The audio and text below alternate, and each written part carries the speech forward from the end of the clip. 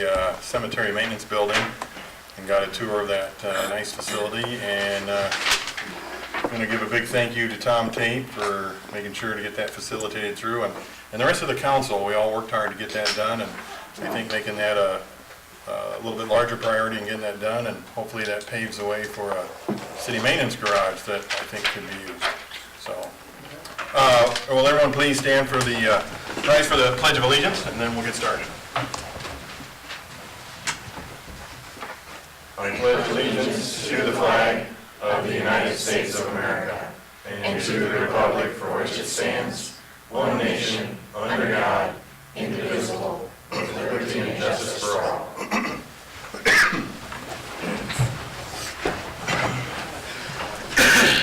Please note everyone is in attendance. And we'll begin with our consent agenda, which is approval of the minutes of the April 24th meeting, approval of bills and claims, renewal of a Class C liquor license with outdoor service, Hourglass LLC. Need a motion to approve. So moved. Second. There's a motion and a second. Seaman? Yes. Fleischner? Yes. Haley? Yes. Dirk? Yes. Cobb? Yes. Base? Yes. Motion is approved. Are there any oral requests and communications from the audience for items that are not on the agenda?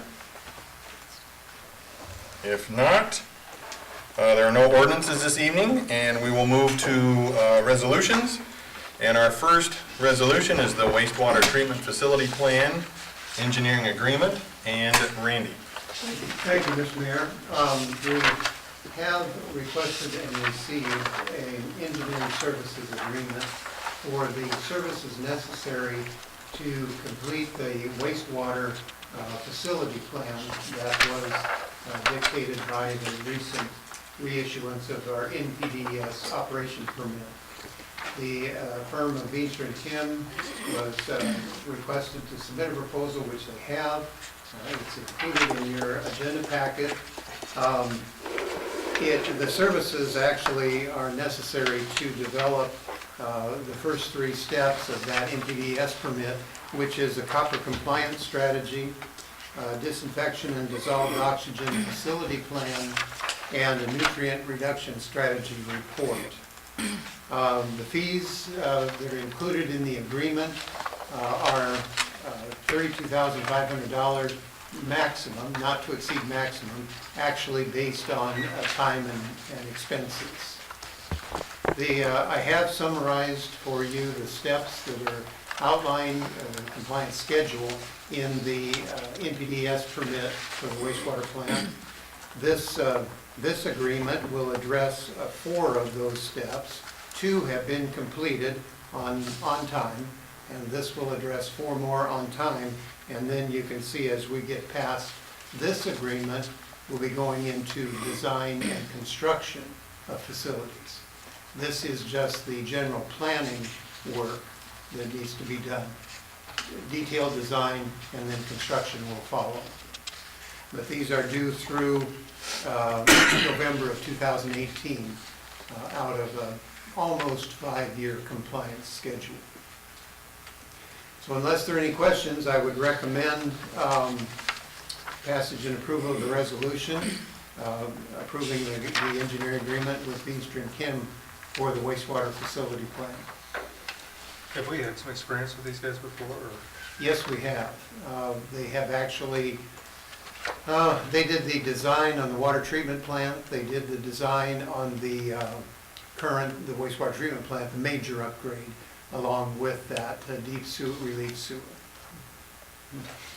How soon do you think they'll have the copper compliance strategy completed? It's complete. It is complete, okay. That strategy is complete. It's been submitted to the DNR. It was required to be completed by May 1st of this year. Yeah, I saw it in there. I just I wasn't sure if that was, okay. Mm-hmm.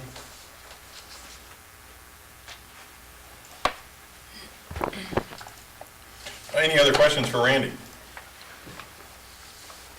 I move that we approve the resolution to enter into an agreement with Beaster & Kim, Inc. for professional engineering services for the wastewater treatment facility plan not to exceed $32,500. Second. There's a motion and a second. Cox? Yes. Dirks? Yes.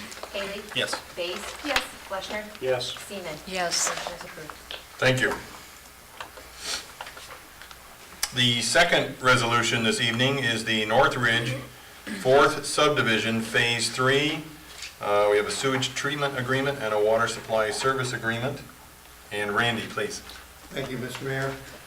The owner of the North Ridge 4th Subdivision Phase 3, Roman Stevis and Sons Construction, is preparing to apply to the Department of Natural Resources for a permit to construct the water, main, and sanitary sewer in the subdivision. Part of that permit application requires that the city agree to provide water, potable water, to the subdivision and agree to accept waste for treatment from the subdivision. So there are basically two agreements, two resolutions for this project. The first being a water supply service agreement, the second being the sewage treatment agreement. Unless there are any questions, I'd recommend passage of the resolutions accepting those two agreements. We have water, we have all that, the piping's already out there. We don't have to drop any more in. Right, no, we Okay. don't. Do you want two separate, we need two separate motions? Are there any other questions for Randy? If not, I'll need a motion to accept the water supply service agreement for the North Ridge, for the North Ridge 4th Subdivision Phase 3, please. So moved. Second. There's a motion and a second. Dirks? Yes. Cox? Yes. Seaman? Yes. Fleshner? Yes. Bays? Yes. Haley? Yes. Motion is approved. And then I'll need a second, the second motion to accept the sewage treatment agreement for the North Ridge 4th Subdivision Phase 3. So moved.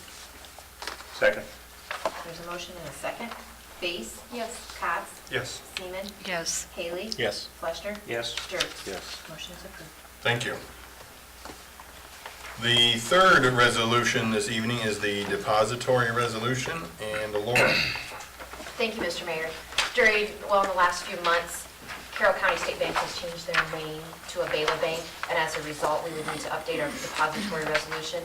In addition, we took a look to make sure we had all the financial institutions in Carroll on here, and we, at this point, had not included, due to offices recently opening up, but this resolution would add Westside State Bank and Tupaco Credit Union, that the city would have the availability to place funds in those banks if it was so desired.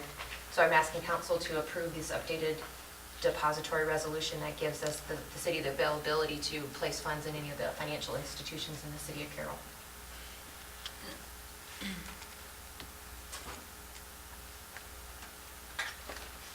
Any other questions for Laura? If not, I'll need a motion to name the depositories, which change Carroll County State Bank to Avela Bank, and add Westside State Bank and Tupaco Credit Union as named depositories. So moved. Second? There's a motion and a second. Bays? Yes. Haley? Yes. Seaman? Yes. Cox? Yes. Dirks? Yes. Fleshner? Yes. Motion is approved. Thank you.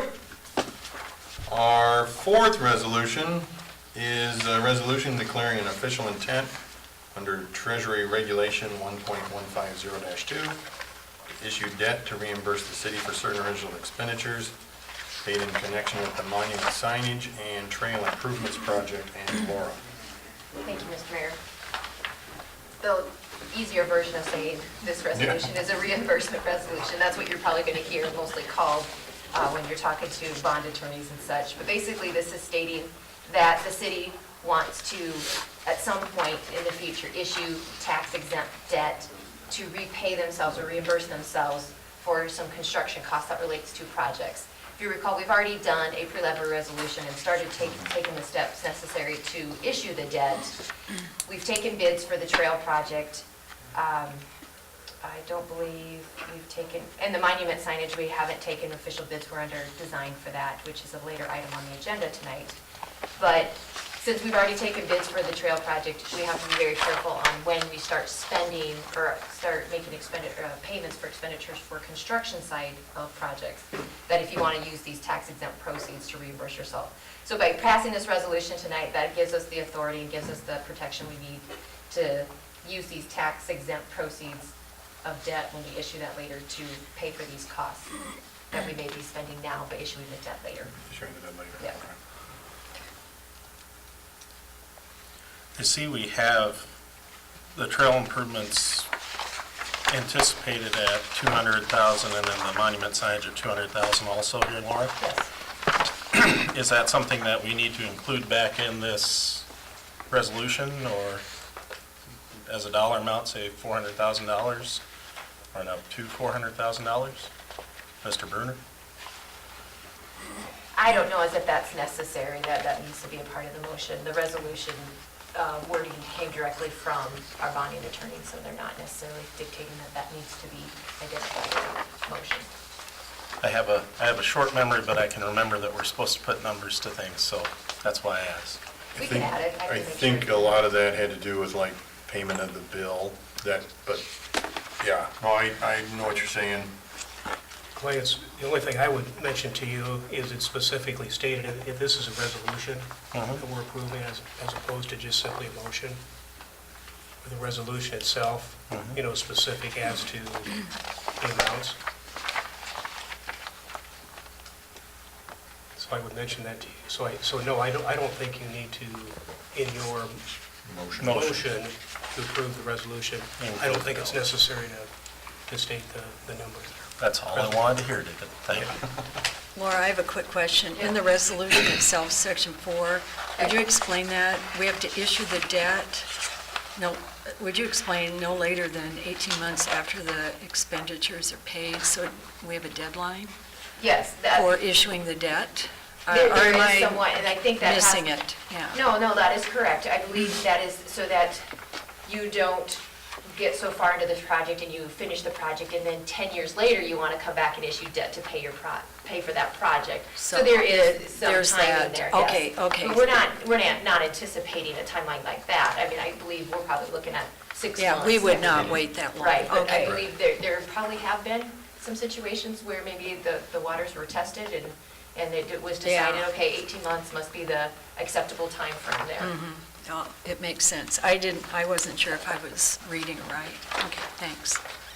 So there's a sunset on the amount of And time. 18 months, that's a year and a half. Yeah, that Oh, should So be. my that's, gosh, yeah. that's quite a time. And, the Trails project, I think we were getting that underway this summer already. So. And I think no- if we get something approved with the monument signage, that should be rolling along pretty fast Yeah. then too. So, Okay. any other questions for Laura? If not, I'll need a motion to approve the resolution to issue debt, reimburse the city for certain original expenditures paid in connection with the monument signage and trail improvements project. So moved. Second? There is a motion and a second. Dirks? Yes. Seaman? Yes. Haley? Yes. Fleshner? Yes. Katz? Yes. Bates? Yes. Motion is approved. Thank you. I get to talk about something, holy smokes. Our fifth resolution is the revised city manager employment contract. And in the outline, as we'd stated, I had met with Mike Kotz and Laverne Dirks and myself, met with Mike. And we were able to review the contract with him and get some specifications of where he needed to go after having our session with him last meeting. I believe we added, it was a week of vacation, and there was apparently a discrepancy in what we'd offered and what the contract said, so we got that normalized, so that was straightened out. And then I believe we are going to, I think it goes up to 115,000, which I negotiated with him a little bit, so we got that done. But we'll eventually get him up to where he needs to be. We did some research and got where his peers are, 10 highest, 10 lowest, and we're going to try and get him right around near that average, which I think is fair enough. I mean, if he continues the good work that he's been doing, I think that'd be very fair. He also asked for, it was,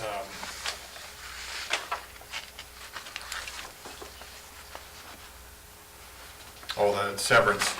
We are gonna go to 4 months and then eventually work ourselves to 12 months over time. And then I think the final thing that I think, so that we don't have to continue to bring up a contract on a yearly basis, it was basically gonna be an evergreen contract. So it renews on an annual basis but he'll still have the surveys and stuff that we'll need to do too on a yearly basis. That was going to be my question. It looked like the increments in pay, which is good. I mean, this is Right. laid out very, very clearly, but that was going to be my question. I thought this looked like a 2-year contract based on when the increments kick in, but Then you're he will saying just no, follow the percentages as they go up. as they come up for Right. I think the in- non-union. Okay. I think if I'm not mistaken, I think Carroll ended at 116, so we'll get him just Okay. right around that level and then get him up to the level that he needs to be. Okay, so, We're talking about the Salary. our own salaries. Is it having nothing in the future to do with surveys from other communities, correct? Correct, then we'll go on our own You're percentage. then, whatever it is. Right. from here on out, unless we choose to review that again. Correct. Right. It gives you a baseline to follow is what it does. Yep. And then reviewing that, and it's another subject we'll have to broach sooner or later, it's salaries of some of our other employees, because they're down in comparison to some of the other things, and I think that's something we'll have to work on next. We went through that with our wastewater superintendent. We had to raise those up so much higher, but we got to get into this a little bit more of a compliance. I think that'll come with time.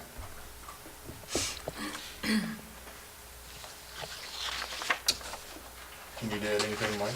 No? I just And- appreciate the opportunity to serve you and look forward to doing that in the future. I love what I do here. Yeah, he built his daughter a nice little outside tree house, so I think that'll work. She seemed happy. She's, It did make it a whole lot easier with what Carolyn did and supplying that information, and then the other people that gave us feedback. The report we got on him from them made all this much easier. I thought that evaluation form was a lot easier to understand. I don't know, I think Oh, everybody else compared to kind of other found that. years. Yeah, I think that was a big help.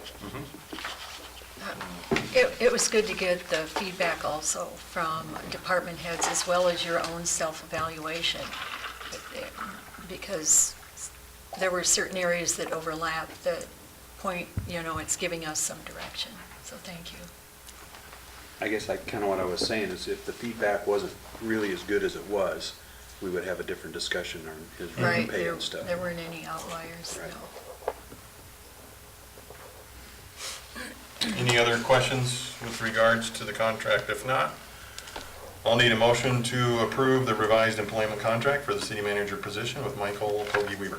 So moved. There's a motion and a second. Haley? Yes. Dirks? Yes. Dees? Yes. Cots? Yes. Fleshner? Yes. Seaman? Yes. Motion is approved. Thank you. We will move on to reports. And our first report this evening is the certificate of substantial completion on the Carroll City Cemetery Maintenance Building. And Jack, please. Thank you, Mayor.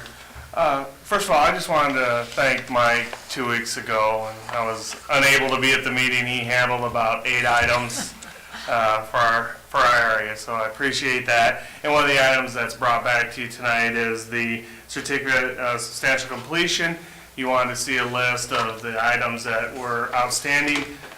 You have that. A lot of the painting and the touch-up painting has been done, so some of these things have been done, and I will keep you posted, as we go along, when everything is complete. Once we've taken possession of the building, which we did back on April 14th, that basically kicked the substantial completion date and that we've taken the building over. So this is just a formality to have the certificate signed by the mayor, establishing April 14th as the day of substantial completion. As you saw, I don't know if you have any other questions for me tonight. I had an appointment in Iowa City, so I had to, it's tough to get back. Is most of that stuff that I was on here that's left, is that pretty much all completed? A lot of it is, yes. Okay. Nothing, since the last meeting, the electrical and the plumbing, those specific items have been listed in here, and it's very minor. There's just not a lot that, that needs to be done, so. Will you bring a list when everything's all completed or let us Yes. know? Yeah, Thanks, Jack. absolutely. Sounded like Don was pretty happy with the building Yeah, when we were down there, and very pleased with what he has to work with, and yeah, it looks a lot better than what was had before, so. yeah. I'm working on trying to get the kiosk in place for that. And then there'll be some other discussions on the old garage, what we do with that. There's things to look at, the north, that building just to the north. Possibly turn that into public restrooms, just so we have that down there. So there'll be a few things in the next year or so that will be for you to consider for a couple improvements yet down there. Any other questions for Jack? If not, I'll need a motion to approve the certificate of substantial completion as April 14th, 2017 as the date of substantial completion. So moved. Second? There's a motion and a second. Seaman? Yes. Dirks? Yes. Cots? Yes. Haley? Yes. Bays? Yes. Fleshman? Yes. Motion is approved. Thank you. Our second report this evening is the Monument Sign Project, US 30 East entrance sign. And Mike? Thank you, Mayor and Council. Based on the last meeting on April 24th, Councilmember Dirks and Councilmember Haley assisted in developing, actually they did more than just assisting, but they built a mock sign, and that went up last Friday, and it was viewable in front of Farner Friday afternoon, and they did two different versions. One version of the sign was kind of to scale, and the second version was a little bit larger, and really the purpose was to understand how they were visible from Highway 30. I know a number of you had the opportunity to view those. They were also included in my weekly update, photos of it, and certainly I have photos here, but I guess it really for this evening is to continue the dialogue on the monument sign and provide us direction how you'd like to proceed. And if you do give us directions, then to authorize proceeding to construction documents, plans, and specifications. With that, I'd be happy to answer any questions. I got reported on the radio station, I saw that too. I kind of like the wider one. To me, it stuck out a little bit more. It was definitely a lot more visible than the narrower one that I think that was proposed. And then once it was in the position where the original sign was, I think if we took out, we'll have to probably either transplant or remove some trees, I think it would stick out a little bit better. But I was impressed with the wider one, for those that got to see it.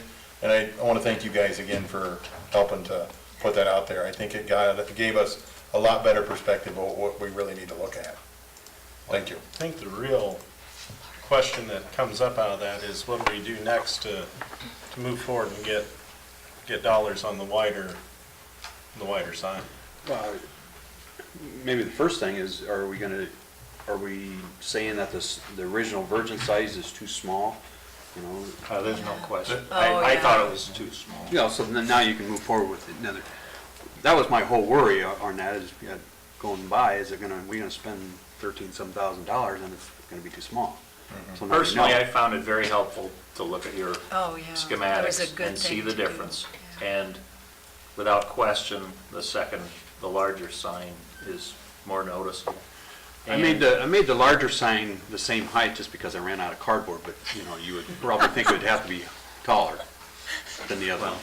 Because you got that, It's the size of the lettering that's. yeah, that was the whole concern of the whole thing. Popped a lot more with that than, I mean, I guess you could go a little taller, but I think, like I said, when I saw it in comparison this way, to me, I still caught the larger Carroll aspect than the narrower Carroll aspect. I think you're gonna have to make it taller because you got your decoration, if you look at those photos, you got your decoration to go on top of that, the 7-foot wide one instead, or not, yeah, you got those to go on top of there yet. So it's gonna have to be taller than the 12 feet. And then you got your base yet too. I thought these were 13, were they 13? Uh, 13 feet, I Total think. It's of supposed to be the- 12. 12, okay.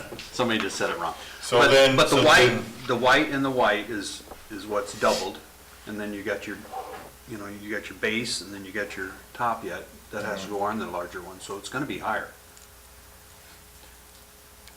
I guess the direction is, if you guys are, what I'm hearing is, this larger logo is the preference. I think we'll take it back to Confluence and give them additional direction, and have them come back with a new design. that- Work and cost. Yep, and And cost. cost, yeah. Is that reasonable, Randy? So Mike, of the two locations that the samples went up on, do we have the accessibility to put it in either one of those, I assume? Yep. I did have preference for the original location where we're at now. I thought it showed better there And myself. what are you saying is the second location? Where we were Closer parked, to the road. Jerry. It was about 100 yards east, you know, right where we pulled in. Where the trailer It was about 30 feet from there to the west, and then they pulled the sign up to the original spot. Yeah. Okay. This location was fine with me, and Dave has this right now. The difference, only I have access to this right this minute, but the old sign that's there is almost not visible compared to the new. It's not colorful, it No, just blends no, into it just- the terrain. I think yeah. that people probably didn't even know it was there for the most part, I so did. I'm I've never excited done to that. see what this would look like. Looking for before I finally Yeah. found it. I think we need to keep it on the hill, Bill. Yes, up on the. Just get rid of a few trees. If we, when we replant get the to trees. talking about location, it would only need to be moved away from that pole to the east a little bit, just so that doesn't block it from Well, view. to add to some confusion, I've had people tell me that the Carroll's going bottom to top where it should be top to bottom, the C at the top. I think that too, right? I- I don't know. I don't know if it makes any difference, that's the only thing that's come to me. Randy, you had an interesting take on that. I think you talked from two different perspectives. Would you share that with the group, please? Sure. I can. Something I haven't heard. The reason that the Carroll went from bottom to top on this is because it was done by a technical person. And in any technical drawings, you always read from the right. So any set of plans that you have laying before you, you'll read from the right. So any vertical lettering will read from bottom to top. Oh, If you look at the binding of a book, and almost every book in the library, you'll read from the left, if it's vertical printing. And that's just the difference between the way things are done. And of course, this one was done by a landscape architect, and their natural inclination is to read from the right. So it's right reading. A librarian would probably read from the left, you know, so that's what. Books are top to bottom. The books are top to bottom. It'd be left reading is pretty much what it is, yeah. So, this just, I'm sorry, but it makes me crazy, the way it's up, and I don't know, it's like so counterintuitive, because we do read from left to right. Yeah, I'm having a hard, I mean, it's unique, it's interesting, I just have to, Unless you're reading Arabic. is then it's anybody right to else left. noticing signs wherever you go? Now, Yeah, more, yeah, yes. And all of them are left to right. Well, they're all horizontal. And Yeah. you know This is only what? vertical. There are a ton with field stones, it's really Yeah. popular. Yeah. Perry sticks out, they got flags in And there. then going north, yeah, up north. That was the other thing that I was It's looking at. If you beautiful. notice down also by, you know, the Merchant Stadium has done the field stone. Oh. But at the entrance there to DMAC, between DMAC and It's- the football field, there is fieldstone there. Yes. So I'm going to throw this out there, just for discussion, people can think about it. That Graham Park District is something that we're going to eventually have to work on to identify as a separate entity. And that is down there, it's pretty much fieldstone, even in the park is fieldstone. So, and we have entrance signs with the limestone already. Do you want to stay consistent with that, or do you want to go in with the Graham Park? Isolate it with the Graham Park. Graham Park's going to have its own identity. I'm just throwing that out there, just for discussion. And we have fieldstone throughout the city too, in Yeah. various places. Yeah. True. And Cemetery. it's, I think we're developing a theme, you Okay. know? And that is important for getting grants also. When very you true. think about Pella and the grants they've received over decades. I think either one would be beautiful, but when Barry brought that up, I thought, and especially, this is on the east side as you're entering that area. And you're coming into that Yeah. area. On the west side, you could do the limestone then maybe, or north and south. But Yeah. this one here, we could leave it as a Kind of fieldstone. pulls, Brings that side yeah, together. yeah. Very good. I would think your 4 entranceways, you probably want them consistent, but to step away from the limestone, to me, isn't a big issue, because these are completely different than the ramps that we have now. Sure. But Carroll, We're you supposed to can use use the that word, ramps. ramps. The bid may come back just terribly high too. People are Right. getting it really big and we might have to change the whole topic. So we'll have to True. wait and see. A couple of other questions, just looking at the pictures that we have, and I like fieldstone, to be honest. I'm biased towards that. I assume, is that kind of a gray concrete center to the sign that the lettering mounts to? I believe that's what they had projected. It appears It gray. can be changed, but. I'm probably okay with that to a white to help offset the lettering, but then I also do like the idea of the red lettering to help it pop out there too. Mhm. I don't know what anyone else It has has for to be thoughts. either red or black to be seen, to be visible. Well, the one on 7130 is red. And that's why I kind of wanted to make it red. Um, And so is like Mike's pin, the Carroll logo is, they tend to be, they're all red, aren't they? Yeah, In yeah. all of our logos, so. All the ads Red's the that right- chamber runs. red's the right color. Yeah, Red. exactly. Randy, when we worked with I Saw the Sign, they suggested white background. So, Okay. My only concern of that is just how much more upkeep would there be. Yeah, to then you it, got paint. Keeping it white, unless you can especially that in the the fields cement. around there and everything else. I mean, it's, have white concrete. Yeah, you can do that. And make sure, then you have to probably make sure that lighting is strong enough that it pops it out. There's a lot of these that I do see that the lighting, just, you don't see it, and maybe that's because the lettering is too dark. Boone's a good example. Yeah, it doesn't just pop out, you really have to look for it. On 235, the bridges are all white concrete, and it doesn't look very good anymore. I mean, you Oh, can really okay. tell. So I would avoid a pure white, Okay. do a tan or a gray. I think it'll be easier to maintain over long term. Even gray should pop pretty well, I would think. With the red. Yeah. I think we used white just for our mock-ups. So. I'm kind of interested in seeing if someone might be interested in providing the fieldstone to us. And I'm kind of interested in checking into that.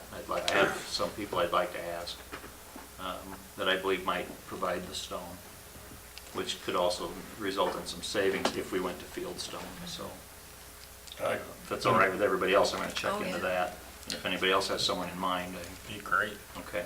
I have someone that would, if we want to go get it, Well, he'll charge us if he does it, but if I there's think some that would be- volunteers who want to go get it, he'd be happy to. I think it would Yeah. also be neat if someone was willing to provide the stone if they, I- if, I got a and it might dump trailer result in and a other people Bobcat. We providing can- other parts in town to where, because there's a lot of field stone out there, it's really Oh, yeah. Oh, yeah. very identifiable with our geographic location because of the, so that's another reason to, it has some historical value to use the field stone. Oh, Right. yeah. I've got a dump trailer and a skid loader.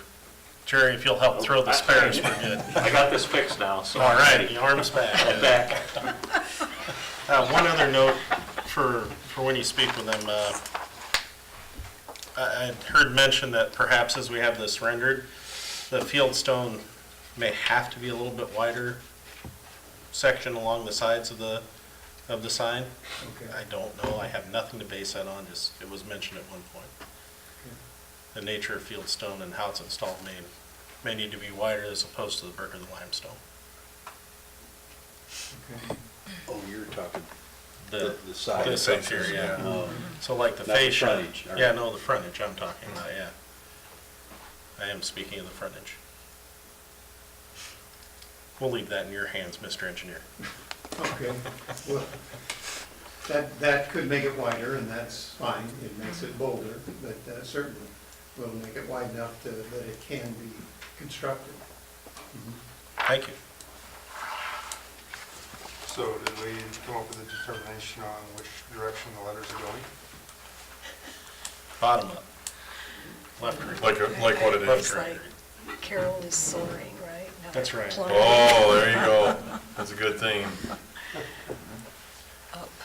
Well, There's my opinion for what it's worth. I mean, I suppose we could see renderings with it both ways on the paper, couldn't they do, Sure. they do that? Easily. Okay. Anything else, Randy? Your comments, your earlier discussion about being taller, that, the photos were sent to the landscape architect Friday. Okay, And that was his only comment, that with the wider lettering, the wider lettering field, that he felt for perspective, it should be tall. taller. So Okay. you're right on track with that, and so. We figured that, but we were afraid to ask you to hold it up any higher out there in the field, Randy.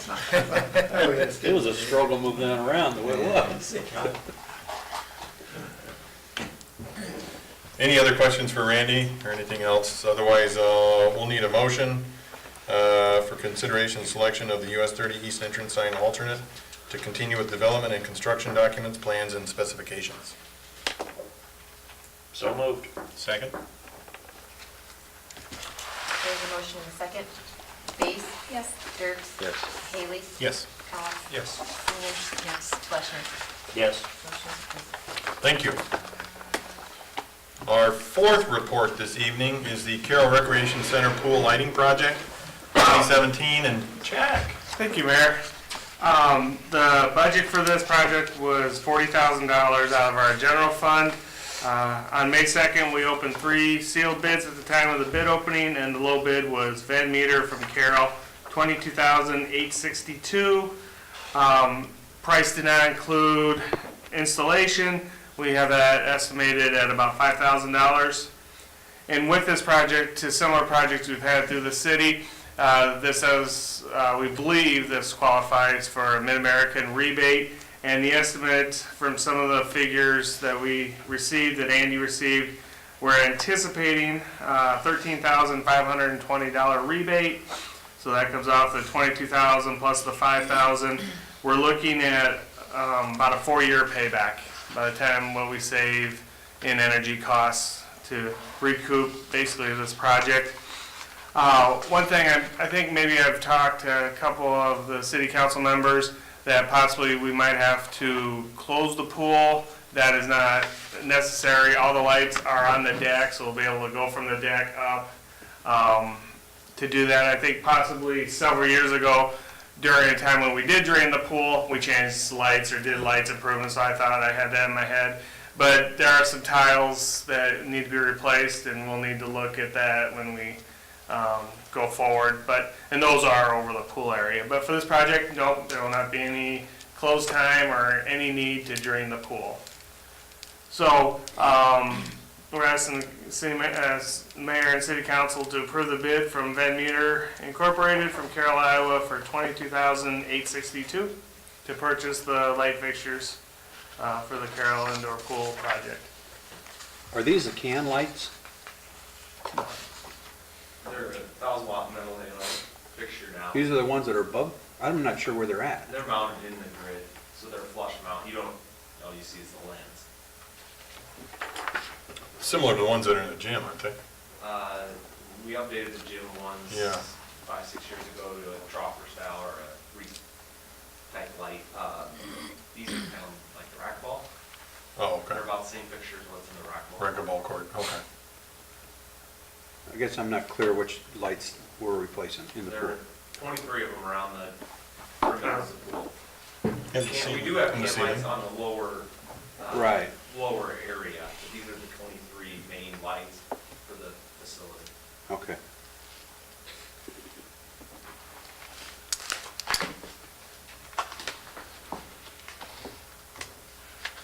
And as mentioned with Andy, the rebates, when we've applied for them, we usually get a check 6 to 8 weeks. So it still should be relatively quick to get that back. Are these somewhat specialized lighting where it's for damp areas and Yes. They're rated for greenhouse, pool area, all that. Basically aluminum, stainless construction. They're not a cheap light. You're gonna shut down the pool area while you do this? We'll work with the contractor. I think it'll be part of the specifications where we'll probably close the pool at 7:30, I believe, and reopen at 11. So we have some time there, and then maybe workers can leave for a few hours, or if they think they can get it done in a week, maybe we just close that noon shift for a week. Work Okay. that out as we go. That's kind of where we're at with that. But basically, with the Mid-American rebate, we are pre-approved for the rebate, so it was a part of their custom program, so I had to submit all the paperwork on the lights and the labor and all that beforehand. I think, I don't know if you mentioned that, but, so we should be pre-approved for Mid-American for some sort of rebate. Our estimate was high to Mid-American for the project, because we didn't get it back yet, so. Don't wanna mess with those night shift guys. No, they won't work past 4 o'clock, 5 o'clock. No. So when we get rebated back from Mid-American, that's just for the lights themselves, or does that include some of the labor cost, do you know? I included labor in with the custom rebate. So, when I first started with the custom side with Mid-American, the prices I got from Echo and were roughly $1,500 a fixture. That's what they verbally quoted me for a fixture. That price went down with bids. I think we were down under 1,000. 960 a fixture, something like that. So I went off $1,500 for the rebate and 5,000 for labor, some lift rent, figures that we get in. So yes, to your question, Yeah. this is a great deal. I mean, to have this paid back in 4 years, Oh, yeah. and much more energy efficient, and after that, you know, we're gonna have lower costs. Yeah, the lights are original, they're falling apart. So. They've never been replaced in the, Well, gosh, that's been almost 50 years, 40 years? I'm guessing, 45 we years. replaced a lot of the parts, Yeah, and more. ballasts and things like that. Believe it or not, most of the ballasts are original. Wow. Are those things on all the time? They're pretty much Do we on shut 'em from off? 5:30 in the morning till 9:30 at night.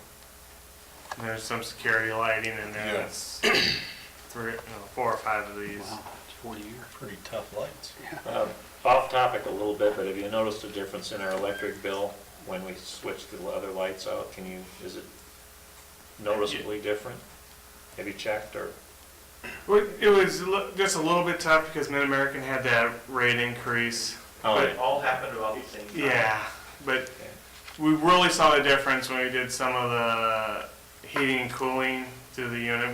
We saw our electric bill drop quite a bit, but now that's starting to go back up when they raise rates, just for the building as a whole. Well, it's just that if you looked at the kilowatt hours Yeah. Yeah. before and after, it'd be easy to tell. And I want to say most of that project, I believe that was about 100% covered. Mhm. That was all in-house. Yeah, I remember that, so. Yeah. So really, it was a free project, you know, just had to put the money in, but this one has a little more overhead and a little more of that. Any other questions for Jack? If not, I'll need a motion to approve the purchase bid of the rec center center pool lighting project 2017 from Van Meter Incorporated in the amount of $22,862. So move. Second? There's a motion and a second. Base? Yes. Haley? Yes. Fleshner? Yes. Cox? Yes. Seaman? Yes. Dirks? Yes. Motion is approved. Thank you. Our fourth and final report this evening is to set a public hearing date for fiscal year 2016-2017, budget amendment number 2, and Laura. Thank you, Mr. Mayor. As we're winding down and closing out, getting close to another end of another fiscal year, hard to believe, doing a comparison of our re-estimated amounts for fiscal 17 that we prepared and put together when we were putting together our 2018 budget. And then I compared those re-estimates to our actual fiscal 17 budget numbers. And some of our re-estimates were a little bit higher than our original budget due to some different projects and such that have come about during the year. One of them has to be with the street lighting project with Mid-American and changing out the LED.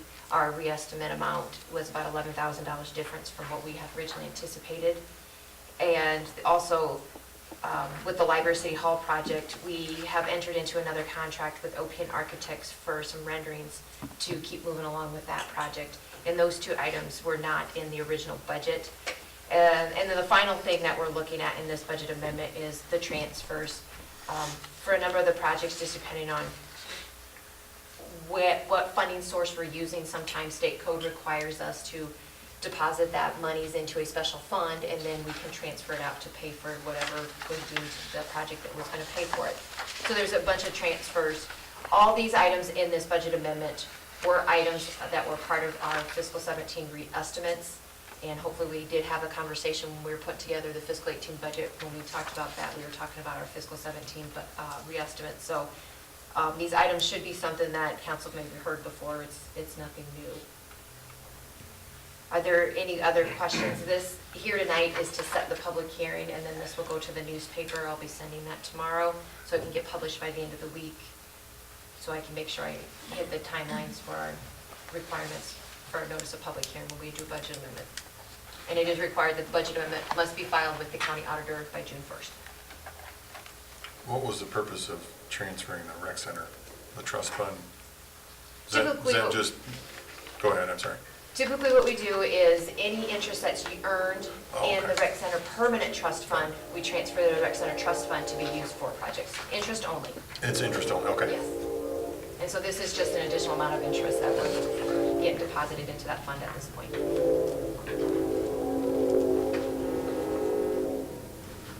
Any other questions?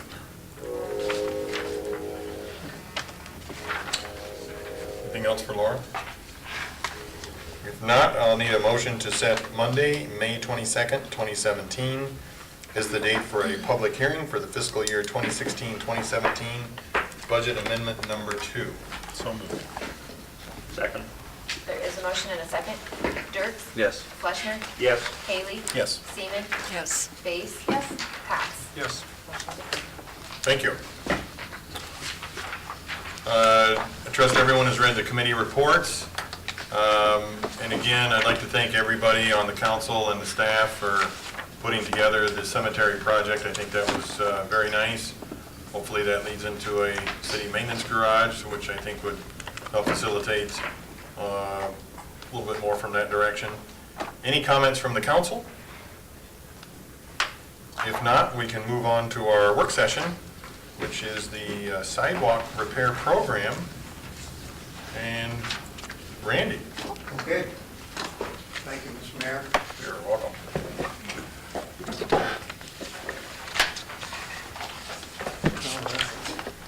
Everybody's favorite topic, sidewalks. Glad you get it, Randy. As I was putting it together, I started thinking, I think every council that has sat in your position has dealt with sidewalks. It's a never-ending issue. But in any case, tonight's the sidewalk repair program. Of course, this had its roots in your planning session of last November. It became an ongoing commitment or obligation. It had been the year before a new priority project, but as the planning goes, it became ongoing. Certainly to develop a sidewalk repair program was that proposal. Other sidewalk-related activities, of course, we had a work session on March 28th, was the last time we spoke in depth about sidewalks. At that time, reviewed some of the regulatory requirements, and in particular, the ADA accessibility requirements, the federal requirement. Design criteria, safe routes to school plan was reviewed, historical projects, and then the curb ramp program. Out of that came the adoption of the sidewalk transition plan in June of 2016. So that plan has been adopted, it's been funded for the first year. It has 4 priority sidewalk construction, 4 priorities for sidewalk construction, ADA accessible construction, with an ending time, I think, of 2037. So the anticipation is funding it every year through 2037. But to continue on, just to refresh you in the regulatory requirements, the Iowa Code does make the city responsible for keeping sidewalks open in repair and free from nuisance, with some exceptions.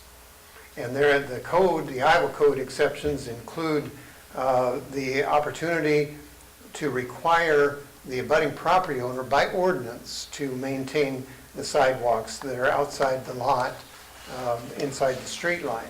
And the current city code does do that in chapter 136.04. The city may serve notice on the property owner to repair, replace, or reconstruct. That's also addressed by city code 136.05. And then those costs, if they're not performed by the property owner, can be assessed to the property under the assessment procedures of the state code, and that's addressed in city code under section 136.06. The one thing that the city code does not address is expressly imposed liability. The city code does make the property owner responsible for the repair and maintenance of sidewalks to keep them in good condition. But it does not address imposing the liability for an accident or something that happens on the sidewalk, a slip and fall. It does under actually the state code and the city code both do under snow and ice removal. But as far as trip and fall on a sidewalk that is in ill repair, it does not impose that liability. So that's something you may want to consider adding to the city code, is that imposed liability for failure to maintain a sidewalk. The city sidewalk policy is another quasi-regulatory issue to be addressed. That policy does address repair and replacement of existing sidewalks and filling in of gaps. It indicates for new construction for retrofitting sidewalks along arterial and collector streets. And also it does address where sidewalks should be constructed in new construction. And of course, in every subdivision plat that's reviewed, that would be the primary part of our new construction. The sidewalks are included as requirements in those plats. Historically, sidewalks have been addressed to various degrees.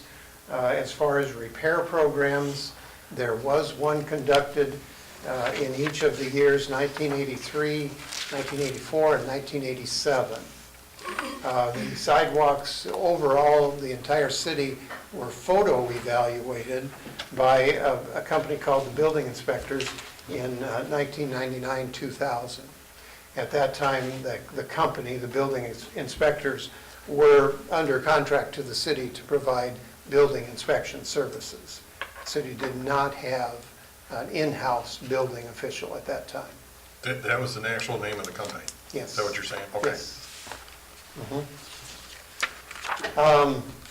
Then I've included with your information some of the information that was created for the sidewalk previous sidewalk repair program. And actually, it was the memorandum to the council at that time laying out the program and the notification requirements of the program and the inspection requirements of the program. And that pretty much is what would be used today or recommended, similar way to inspect, contact residents, and then move towards getting the construction completion on any sidewalks that were deficient. I guess I don't have a lot for this because the subject's been discussed at length. It's a matter of, at this time, deciding what you want to do. A couple of things to consider. The expressly imposed liability issue is one you might want to consider. And then the other, seriously consider whether or not to do a sidewalk repair program implementation. And just as a matter of an example, you were presented by a resident a few weeks ago. His concern about his own sidewalk was in pretty poor condition. So we evaluated the sidewalk on that property to see where it would fall within a sidewalk inspection program. That property happened to be a corner lot, so it had about 175 linear feet of sidewalk, which most corner lots would have, but not usually a lot that's not on a corner. And we determined that about 52 linear feet of that sidewalk needed to be replaced under the inspection requirements of the former sidewalk program. We have some recent bid prices on our 3rd Street project. Removal and replacement of sidewalk is close to $100 a square yard. The combination is just under $100 a square yard. So that would make that project for removal and replacement of sidewalk just about $2,200 under those bid prices. So that's the kind of numbers that we're looking at to get any type of a program done, or the numbers that may be looking at that would be the cost responsibility of the adjacent owner. So Is that $2,200 for 50 feet? Is that what you're saying? yeah, What do we have per linear square foot?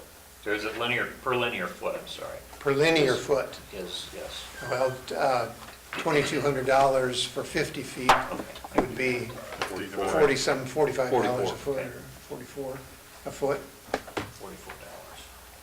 for removal and That replacement. cost estimate, that's somebody coming in and removing it, doing all the work. Right. Those were the bid prices in the contract that you awarded last week. Yeah. So, there was quite a few square yards. So does that make that price higher or lower? Is a federal aid contract, does that make it higher or lower? There's a lot of variables. But those were numbers that we are familiar with. Because we just awarded a contract with those in it. So anyway, I'm sorry, the imposed liability, could you explain that a little bit more for me, either you or Dave or Randy? Going back to the maintenance issue, Yeah, that we have to, that we need to add an imposed liability. How does that affect the property owner? and we had talked about that last June, and I think it may have been mixed with all the other Other stuff, things, yeah. and kind of it slipped away a little bit, but as Randy said, with your snow removal, the Iowa code says that the adjoining landowner is responsible for individuals getting injured on your sidewalk if you haven't removed snow. The Iowa code is silent, though, regarding maintenance of your sidewalk. So there's no Iowa code imposition of liability on that landowner if he doesn't maintain a sidewalk.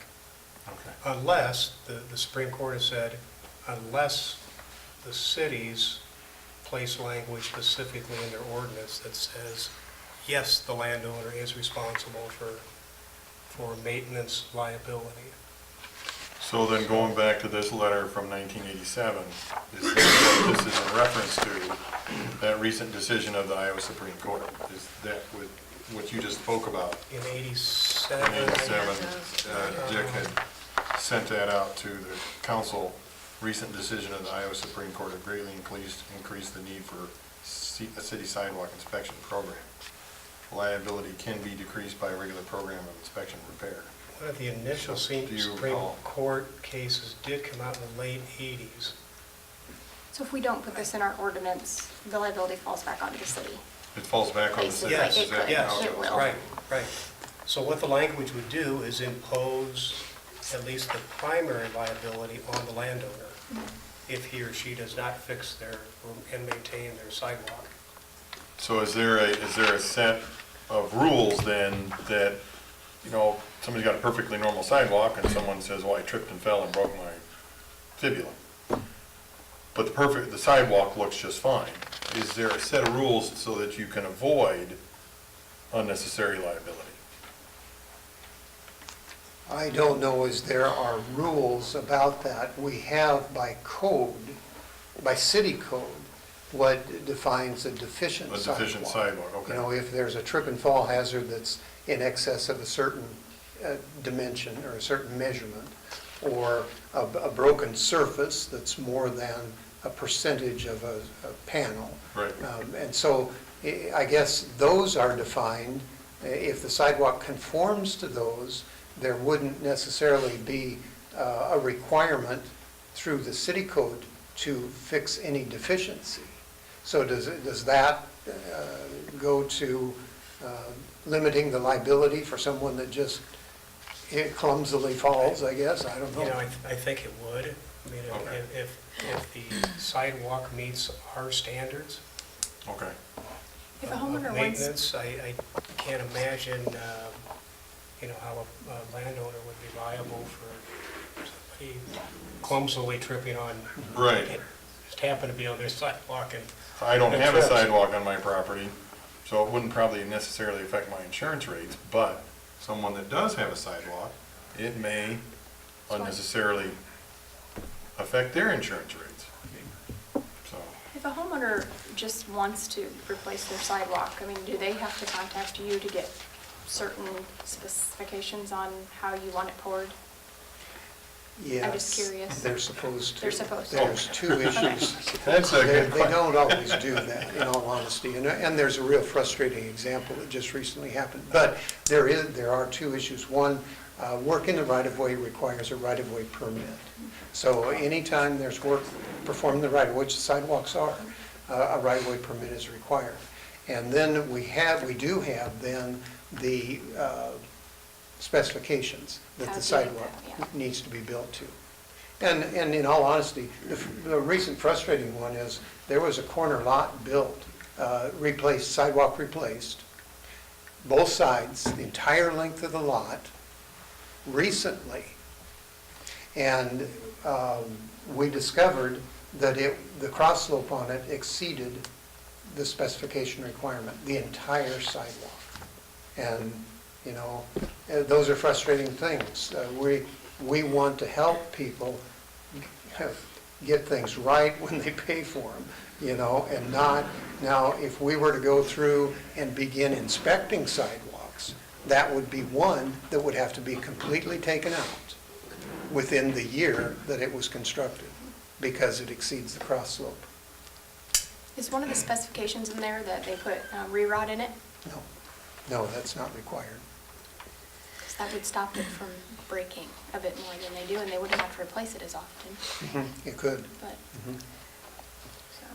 And correct me if I'm wrong, that cross slope, is that our requirement or is that an ADA requirement? That's an ADA requirement. So it's important to note that it's not just a city Right. requirement. Yeah, no, it's, we actually, all of the sidewalk requirements for construction are ADA based.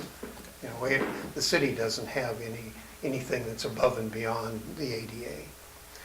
We do, in a portion of, and it's in here, a portion of the code, we do identify where, by code, it's acceptable sidewalk or not acceptable sidewalk as far as deficiencies.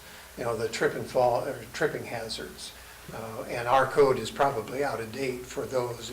Code has 3/4 inch and ADA is pretty much none anymore. I mean, you just can't have a faulted sidewalk and be accessible. So, Hey Randy, what did you guys do back, I guess I don't know if you were here, I should know, but 83, 84, 87, do you know specifically what went about for that sidewalk repair program back then? in general How did terms, it play yeah, out? there was an inspection done of a portion of the city, and it was like a sixth of the city or something like that. And inspection was performed by our building official, city employed building official. And then property owners were notified. It was marked on the sidewalk what was deficient or broken or whatever needed to be done. Then the property owners were notified that you need to get this replaced, or it's your responsibility to fix this, and that type of notification. And then it drug on all year, all summer, and a lot of people just didn't want to do it, and they didn't. And as it turned out, I don't believe that we ended up going to a city-employed contractor to do it, to finish the sidewalk repair. I think that either it was dropped or they were completed, one or the other. But it was a time-consuming issue. And I think not only our experience, but other city experience is that it's, if you go into it, it's pretty much full-time for a person. I know our building official added up his time, and it came out to almost 3 hours per property to get a sidewalk done. And that's just his time. It takes about an hour to mark it or less, but then it's all the coordination. I mean, at the time, the homeowner would see it on the sidewalk and he'd call the building official and say, "What's this on my sidewalk?" "Well, you have to replace it." "No, I don't think I have to. Come up here, I want to talk to you." So here we go, running up there and talk to him, so he spend more time. Then go back and then the building owner waits, or the property owner waits for a couple of months and calls again. "What was I supposed to do on that sidewalk again?" So you go running back there again. So it's a lot of coordination time, and it really takes staff time to do it. So any program that's initiated, you really have to decide that there's going to be staff available to do it. Because if you don't, it just will fall through. I mean, if the staff is full-time employed someplace else and can't get these things done on the property owner's schedule, then they just don't get done. So staffing is very important in a project like this. Would there be an option to not have staff do it, but I'm just throwing an idea out there, if you had some other contractors in town that would pour cement per your specifications, you marked what needs to be fixed. If they don't fix it by August 1st, that contractor goes in and does the work, and the customer gets billed for the portion of it, or what have you. I mean, no more back and forth. And if we're going to do an ordinance and we're going to put this together, then we need to follow through with it. There's no reason to put together more ordinances if we're not going to do something about it. Right. And the sidewalks, some of them are in terrible disarray. There are methods to get that done within the code, but you have to follow the prescribed method to be able to assess it to the property. And that's state code prescribed method. Now, one of the things that I think is evident when you get into a project like this is there are property owners that want to do it themselves, or they want their contractor to do it. And if you don't give them that option, you have to have a pretty strong backbone to say, "Nope, it's our contractor is going to do everything and you're going to get billed for it." Well, the first argument you'll get is, "Well, I know how to pour concrete and I can do it at half the cost," or whatever it is, And so unless you've decided that's not acceptable, you do get into this running back and forth, because the third call that the building official received was from the contractor saying, "Well, I don't think this guy has to replace the sidewalk. I don't think it's bad enough." So here we go, drive up to the site and sit with the contractor at the time. And those things really happened. And that's what eats up your staff time but it's also a service to the resident. And if you want to make that service and keep, it's a volatile enough project in it anyway. And if you don't, do the public relations part of it, it just gets more volatile, probably enough to collapse the whole thing. It's tough. It's really tough.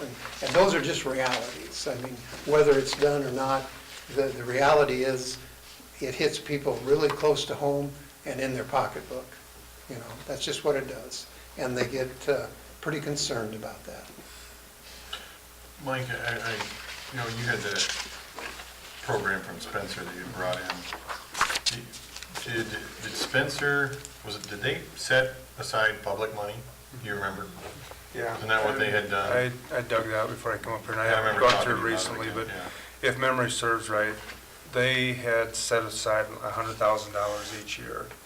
And it was a grant application, and if somebody needed to replace their sidewalk, they could apply for use of that funds. Right. And what the parameters were for, for how it got approved and what, I don't know the mechanics of it.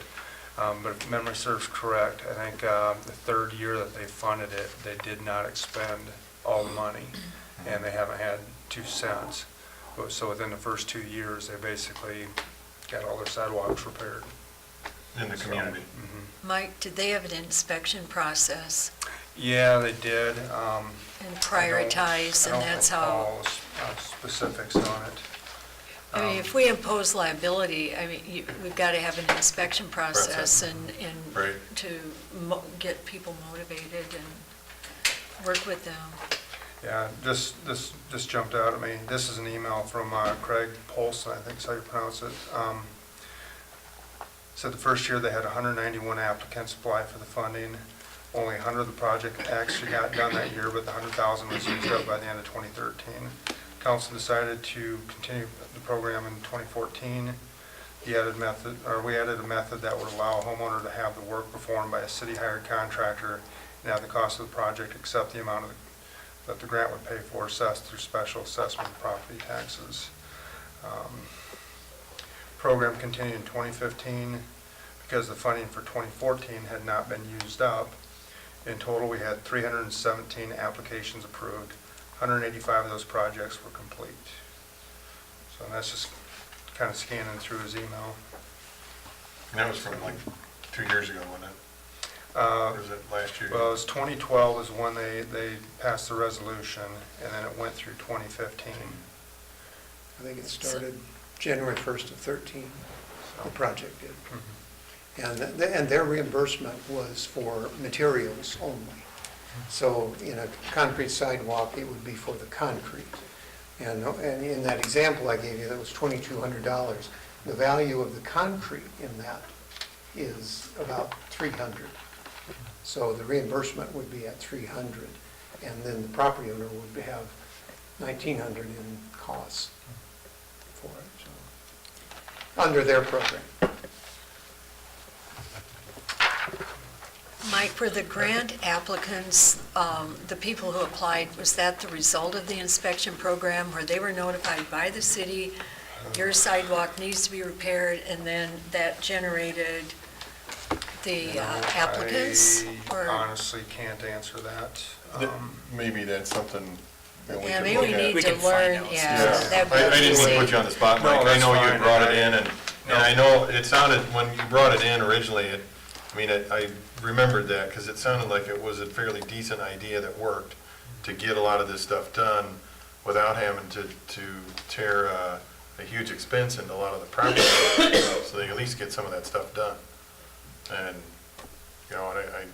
depending on how much that we have, and I think we had discussed something about that a long time ago, a year or so ago. And if it was something we would entertain, I know he offered any suggestions, some lessons learned and things like that, but it would definitely behoove us to contact them and just Yeah, that's, get any recommendations we can. okay, yeah. Thanks, Mike. Yeah. But I thought that, the way that they had set theirs Yeah, up. but, and how they do their inspection, like, Mhm. do they do a grid or the most highly, just, I don't know, our priorities may be different too on Right. inspections, so. Would that be possible to do, is to We'll contact. contact Spencer and see what they had done? See I if hate to they have an reinvent the wheel, inspection 'cause program, how somebody has this- something that we could follow, that'd be easier. And the only comment I was going to make, I know I was at the IMMI meetings, and I know ICAP had mentioned the sidewalk liability, and their recommendation is to impose that back to the property owner. Now, that's coming obviously from our insurer, so they have a jaded view, but something to keep in mind. Not a jaded view, but they have an interest. Right. I guess if we're gonna do that, I wouldn't mind seeing everybody starting from ground zero, and then from there, they're on their own. If there's some way that we can help as a community. I'd like to find out what, you mentioned half of them got done, but I'd kind of like to find out why the other half didn't. You know, what was their criteria There's for 300 having- applications and only 100, I'm paraphrasing your Yeah, figures, but whether it was they roughly didn't- half. Whether they didn't meet the grant applications Right. or what, yeah. Right. I'm sure there'd be some requirements that were outlined, but you just didn't have them in your package. Right. No, and it was at one of the League of Cities is where Right. I talked to this guy, and that was back in October 21st of 2015 when I got this, so, yeah, that was 18 months ago. I believe that's classed under lessons learned. I think that's where that falls. It could have been too, once they found out it only paid for the cement and they were gonna have to fork out $1,900, they backed out of the grant themselves. But, people have to realize that is a responsibility of living in a city, and we provide fire, water, Everything else, police, parks. I mean, residents know that's a part of their responsibility, but if we could provide impetus, and I think changing the ordinance would be a really good idea if there is legal rationale for it. Have we any other examples where the city used, made people able to pay with their, during their tax time? I mean, that was how they funded it. They didn't have to pay it up front because the city paid. Is there They could any- elect Can anybody to, think of an example where that ever was done? Yeah, we've done some special assessment in the city before. In the early days, it was pretty common, but we, these later days, we have special assessed one at least subdivision where the developer requested that the paving be done, water sewer paving, be done, and then the assessment made on every lot in the subdivision, so that when the lot was purchased, they had to pay off the special assessment. Assessment, yeah. And as it turned out, it was okay for him. He wanted to do it, and it worked fine. As things transpired, interest rates took a nosedive, and his special assessment interest rate was higher, so he borrowed and paid the whole thing off after about 3 or 4 years. And so, but it was a method, and special assessment is prescribed by Iowa code, permissible. You follow this prescription, and you can assess against the property. Do they have to pay that in full when they pay their taxes, or can they? No, it's Pay it on a usually, monthly? it's over, well, there's a couple of restrictions on it, but a lot of it's over 10 years. 10 years, okay. Unless the payment falls to under $50 a year, $50 a year or something, then I think it's all in. Then it's all due at once. Laura, would you go scan this in and shoot it out to everybody? I would think if you change the liability to the homeowner, you would see a lot of sidewalks getting repaired quickly, Good. which is what what you want to do. Yep. Yeah, I just didn't want to see, all of a sudden we change it, now you got a big spike in liability claims. I don't want to see that occur. No. so. Another thing to consider is with the liability the way it is now, where the liability for injury is on the city, then the city should know if there are injury claims. And we have very, very few, if any, sidewalk injury claims. Trips and falls or anything like that. There just aren't any. So, are the people careful on bad sidewalks? Most of us are, because we don't want to get injured. But that doesn't make bad sidewalks acceptable, but that's the reality. There just aren't the claims there. Right. You only have to fall once, Yeah.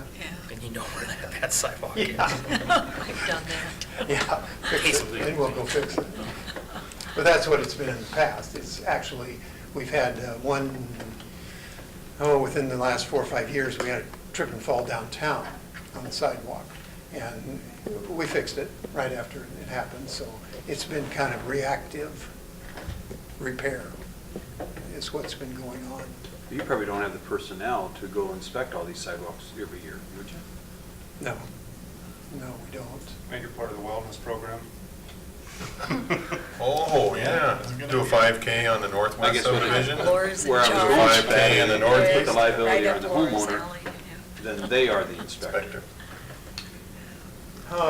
Well, that, according to that Iowa Supreme Court decision, the way that the Herstein memo was written, it appeared the city still had a responsibility to notify the homeowner that the sidewalk was deficient, I guess is the. That's basically what this diagram is here that you Yes. sent out. That's the one that was used Yeah. back then. That probably doesn't apply today because of the ADA law.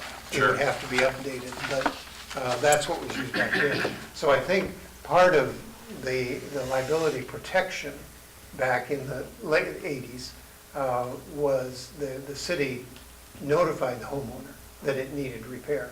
Then the homeowner was aware, and then he had express liability if it was transferred by code. Might have been what happened, I guess.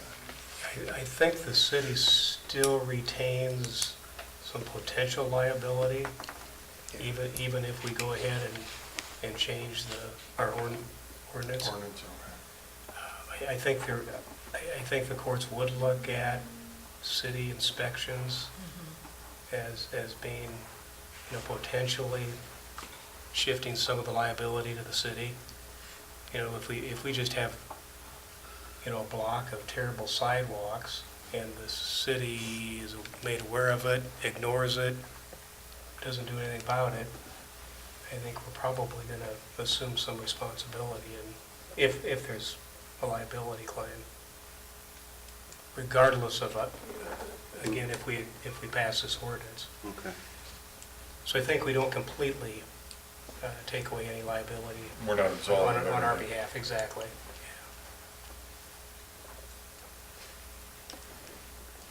But I also think if the homeowners know the liability is a possibility, they would react a little sooner to get their sidewalk repaired. Well, I agree with you. I think so. I would go along with that. So I guess to give you some direction, we'll look at what Spencer had done, a program, something similar. Do we need to look at an ordinance to be drawn up for the sidewalk stuff? Yeah. Why don't we look at that? Anything else? How about direction as far as city inspection? Do we have to start a new office of the Inspector General type thing, or? Well, we'd have to determine, if there's available staff time to Okay. complete a project like this. Jack? I can tell you the southwest part of town. I walk my dog every night for miles, so I got a lot of that. Jack's available between 5 PM and 8 AM. And Saturdays and Sundays. Yeah. I don't know, could you ask volunteers in the community?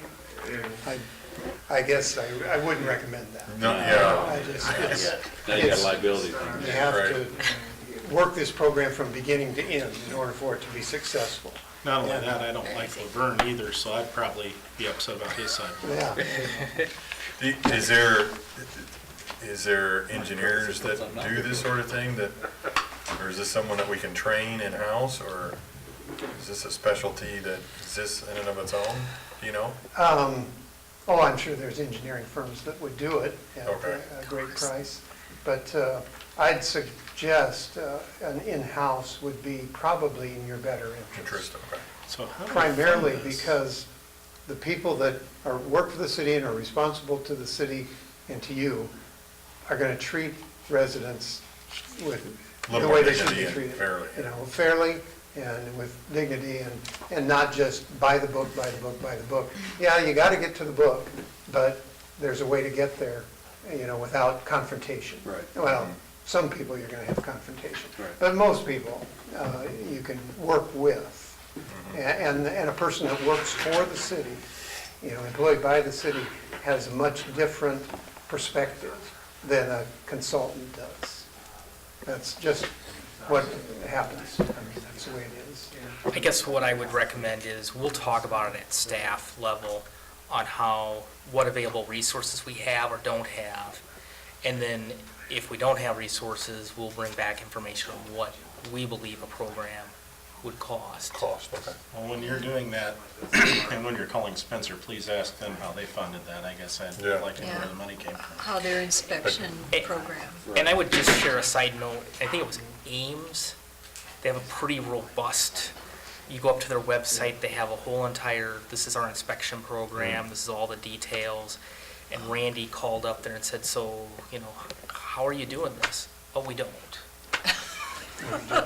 We've got this You know. defined program. We don't do it. But they don't enforce it, No. And I think, Not proactively. not proactive. Only by complaint. Yeah. And, So you what know, happened? Ames is a walkable community, and that's what they do. Getting into sidewalk repair is a big step. I mean, and you're going to hear about it constantly, and it's going to be public discussion constantly, because it gets into people's front yards and into their pocketbook. And so you really have to be committed and have a pretty strong backbone to really execute a program like that. And it's a rarity, you know, even Ames, you know, as Ames kind of overdoes everything because they have staff upon staff upon staff. And I was surprised, yeah, I honestly did call to find out how theirs worked. And said, oh, we don't do that. I mean, that's, Probably should not say that too loud. they do it on complaint. Okay. Randy, who took the photos and inspected the sidewalks for the booklet on the Safe Routes to School information? Do you remember that big booklet? Yeah, And there's that was- full of pictures of degraded sidewalks and so on. And There- so That was was probably a contractor, a Okay, consultant. I could not They- remember. There was a consultant prepared that Safe Routes to Schools. Yeah, plan. it was really good. Mhm. I mean, it just highlighted some really Mhm, terrible areas, mhm. so. And But then it could've- the building inspectors also, I don't know if you've seen those, there's 2 notebooks downstairs about this thick of nothing but photos of bad sidewalk. Of course, they were done in 99 and 2000. Yeah. And then no further action, you know, taken to repair them. So, and they didn't quantify, you know, was it a 3/4 inch fault or was it a 1/2 inch fault? It was just a photo of the sidewalk. Sure. And once again, it was no further action because there was no staff time to do it. I mean, everybody that's employed by the city pretty much has a full-time job now. And then to take on a second full-time job on sidewalks, it just wasn't that important to do at the time. Sure, thank you. Yeah. And with all the freezing and thawing, you're gonna get a lot of Oh, it's heaving all the changed a lot, time. yeah. Oh, yeah. I know, just in the wintertime, I get freezes, my driveway and my garage floor are off about 2 inches. And then once it unthaws, it's right back to normal. It's, you know, just that occurrence. Mhm. I know one of these years I'll have to replace my driveway, but it does occur. Yeah, actually, you mentioned that, I can inform you as to what goes on in sidewalk inspection.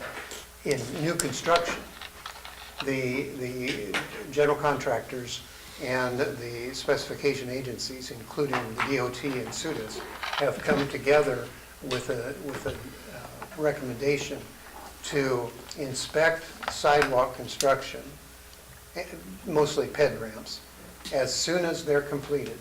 Measure them up, record the measurements, make sure they comply because the first freeze thaw has thrown those out of compliance. So it's, the general contractors are interested in getting it measured as soon as they get it done. So they're not the one being responsible for the freeze thaw damage on the sidewalk. And so, yeah, it's a reality that we face in sidewalk new construction. Yeah, that's one of the things that I think we have to keep in mind, because you have freezing thawing. It's on a constant cycle on a yearly basis. And that's what really chews up the concrete. That and throws slopes out of Slopes out. compliance, and it's a real problem, because if we go in now, actually, we'll be inspecting the ped ramps, and even ped ramps that are built to comply go through one freeze-thaw cycle, and if they come up for reinspection, they may not Then it might not make pass. the grade may have changed enough to throw it out of compliance. So, never-ending project, sidewalks. Job security. Yeah, exactly. Anything else for Randy? Is there, anybody else anything else to look at? We have everything covered for now. Okay. Thank you, Randy, appreciate the time. If there's nothing else, I'll look for motion to adjourn. Motion to adjourn? Pat? Yes. Fleischner? Yes. Stephen? Yes. Dirk? Yes. Haley? Yes. Case? Yes. We are adjourned.